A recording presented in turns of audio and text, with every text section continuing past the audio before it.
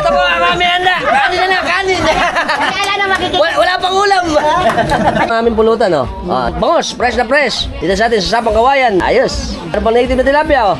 Kita niyo man, laki ng native. Alright. Meron tayong leche plan, pinaguan. Papasok na tayo, hop. Ating mga handa. Dami pala handa rito.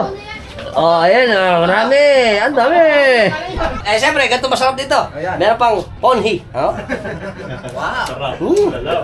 Lasang gatas. Nakapitik na naman. Hey, Kuya Perdi, I miss you. Kamusta? Kumusta ba? Ay, mabuti. Eto na. Hi! Ito yung mga unang pinuntahan natin nung nagpunta tayo rito. Handa natin. No, siyempre na tayong, pinyahan lamok. Ay. Bruton Diyos. Bruton Diyos. Tsaka kare-kare.